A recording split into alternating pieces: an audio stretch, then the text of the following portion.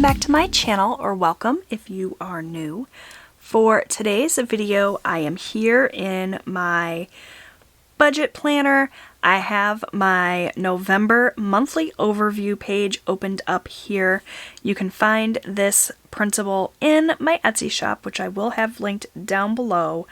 And today's video is going to be all about my goals for November. And these are financial goals. So every month I sit down on the first of the month and I write in what my goals are for the new month. And it just really helps me to kind of assess what is going on in my life right now, what we have coming down the pipeline in terms of the month of budgeting, and what my goals are. So this video is going to be a really short and sweet video talking about my goals for November. If you have not yet done so, I would love it if you would click the subscribe button. I post new budgeting and lifestyle content here on my channel every single week, and it's so much fun sharing everything with you and getting your feedback and comments in the comment section. So definitely click that subscribe button if you have not yet done so. Now that that's out of the way, let's go ahead and get into the goals for November. So my goals for October were really straightforward, really simple, and I was able to check off every single one of those and meet those goals, and it felt so good to be able to do that. And so I'm going to keep my goals really simple again in the month of November, make them really attainable goals, but still pushing myself a little bit. So I have 5 main goals for the month of November. I'm actually going to pull in one of my little dot markers here to give me some little bullet points. And I don't know what color I want to use. I love these dot markers. They are available on Amazon. They're by the brand Zig. Maybe I'll use this fun blue color. And they have the single-sided ones that just have the little dot end on them, or they have these double-ended ones that also have a little fine point marker on the end. I love them both equally. I use them all the time. I will have them linked down below if you're interested in these, because they're just such a fun addition to my budgeting. So I'm going to be using this blue one, and I don't know if this has a color name. Oh yeah, it's just blue. Pretty simple and straightforward. So I just use the little dot end to give myself a bullet point and a little place for me to kind of check the goal off at the end of the month. So the first goal, and this is a goal every single month, I write this in every single month, and it's just to track everything. If I spend 27 cents at my grocery store, I want that 27 cents accounted for.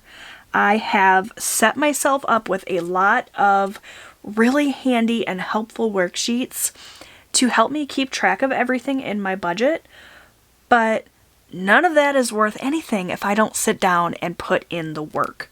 So every single day, or every couple of days, let's be honest, I'm not a robot, I'm not going to sit down every single day, but I want to be keeping track of where my money's going.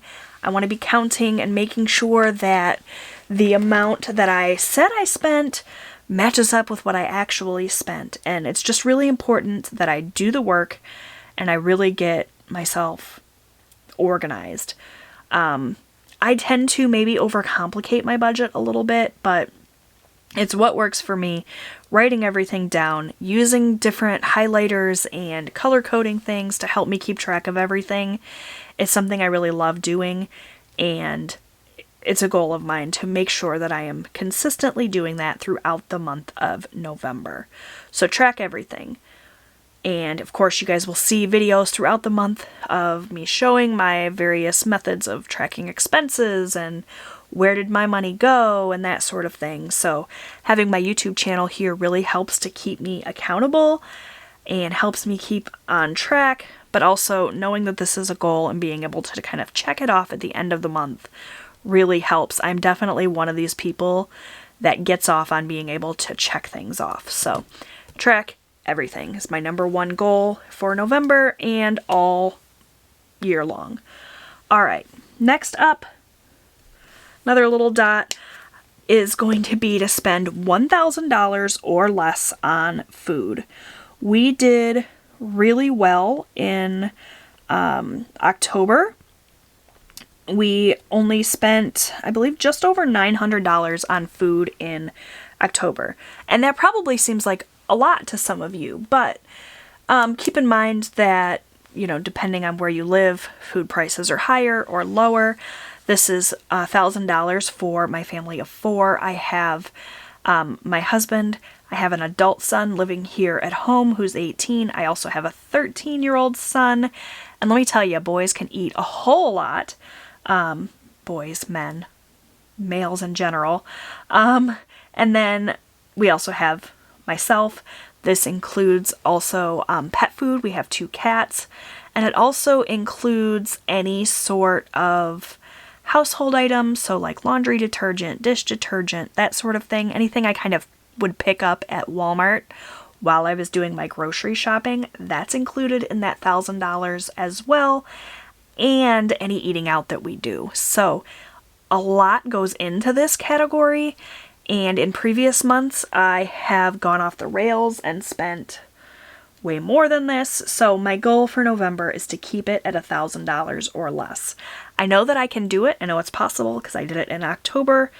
We'll see how it goes in November. Food is probably the number one area that we struggle in terms of keeping our spending low and keeping on track and sticking to the budget. So this is a pretty big goal for me.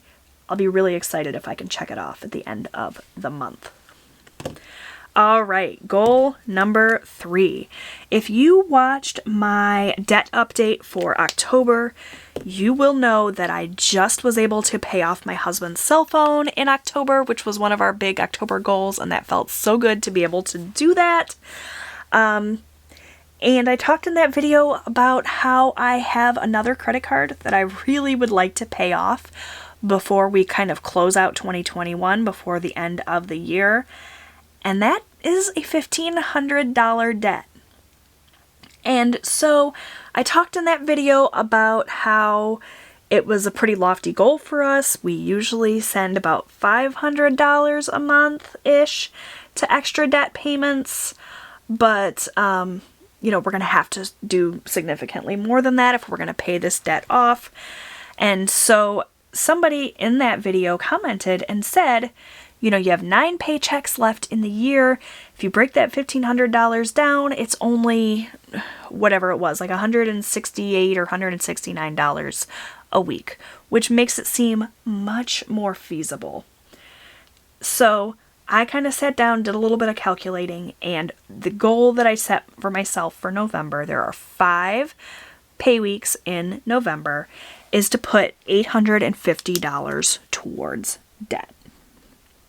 So that will get us more than halfway to our goal of paying that credit card off. I know that December is going to be a little bit tougher because we have so much going on in December with the holidays and whatnot. So that's what I decided to do. $850 to debt.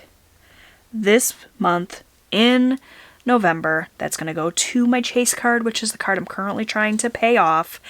And I'm really hopeful that I'm going to be able to do it. We'll see. That's why it's a goal. We're kind of pushing ourselves out of our comfort zone a little bit.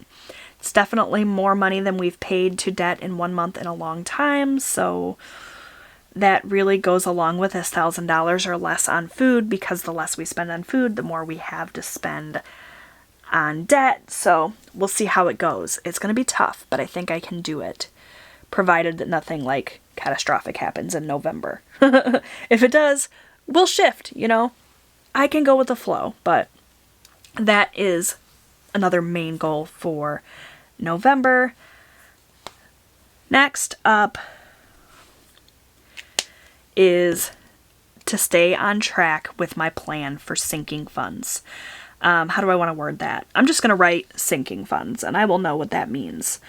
So I made the decision to do things a little bit differently with my sinking funds in November. Typically the way I do it is my husband gets paid on Tuesday. I pay all of our bills and kind of give us the cash that we need for our variable spending, like our food and our spending money and our gas and that sort of thing. And then kind of a chunk of whatever's left I dedicate towards sinking funds, and I'll split it all up into the various funds that I have. You guys know I have multiple sinking funds, and I just kind of put that money every single week into the envelope, and then the next week I add more.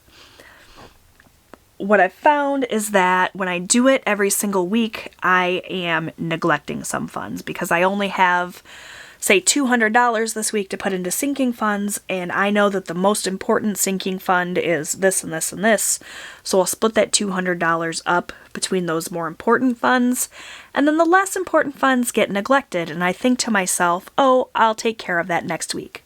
But then next week comes, and it's the same scenario. It's like I have $300 this week, these are more important, and these lesser important funds are just constantly getting left off, or I'll throw like $5 in there, but they're never really growing because they're not a main priority. And so I think that instead of doing it every week, I do it just once a month. I still set aside that $200 this week, the $300 that week, or whatever, but then it all adds up, and at the end of the month, I can sort of more evenly allocate things.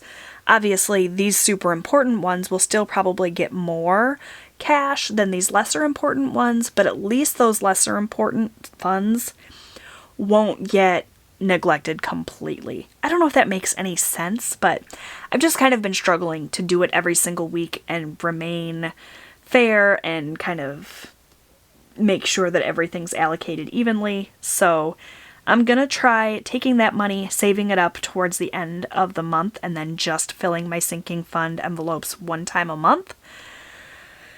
But in order to do that, I really need to make sure that that money every week that I would have allocated to sinking funds doesn't get spent, right? Because it's gonna be sitting in my checking account, and I don't know, maybe I'll even pull it out in cash every week and set it to the side so that I don't see it in my bank account and spend it. I haven't really decided how I want to do that in terms of sinking funds, but I just need to, the goal is to keep in mind that the way that I'm doing my sinking funds is different and not go crazy thinking I have all this extra money in my account when really I don't. It's meant to be saved for sinking funds. I don't know if any of that made sense. That was very rambly, but the goal is just to keep in mind that sinking funds are changing a little bit in November. All right, very last goal for the month of November. Yes, I have more lines here. I could definitely add more goals, but again, we're keeping it simple, keeping our goals manageable. So I think that 5 is a really good number. And that's just to stick to our Christmas budget. So I've already started doing our Christmas shopping. I'm about halfway done, actually. We've done a lot of online shopping through like Amazon or whatever, but everything I've seen, get your Christmas shopping done early. There's so many shortages. You're not going to be able to get your hands on things. And so I started my shopping. I've gone through about half of my budget. I will continue to add money to our Christmas budget through sinking funds in November as well as in December. So there's still more time for me to kind of add more money to those funds for like last minute things. But I do want to primarily get like our gift shopping done in November. And I really want to make sure that I don't go overboard and spend over kind of what I've allotted for our Christmas budget, because if I overspend, then in December, inevitably, there's going to be things that pop up that I didn't think of, or maybe something goes on a mega sale and I want to grab it, but then I can't because I've already spent my whole Christmas budget. So I want to finish my Christmas shopping. So I guess that could even be an additional caveat to this goal. Finish my shopping, at least my gift shopping, we do Christmas gifts just for our immediate family. We don't buy gifts for our extended family or friends. It's just myself, my husband, and our 2 children. So it's really easy to kind of get all the Christmas shopping knocked out, but it's also really easy to go overboard. You know, I want to spoil my children. So I want to just kind of keep that in check and keep in mind that in December, there's going to be more Christmas spending. Even if all the gift shopping's done, there's going to be, you know, stocking stuffers to buy or Christmas dinner to buy, that sort of thing. So, that is kind of my final goal, is just, you know, keep the Christmas spending in check. All right, friends, so that is it for my goals for November. Let me hear from you. Leave me a comment down below and tell me, what are your financial goals for November? I'd love to hear from you. That's going to do it for today's video. Thank you so much for watching. Make sure, if you haven't done so already, that you subscribe. And I will see you guys in my next video. Bye, friends.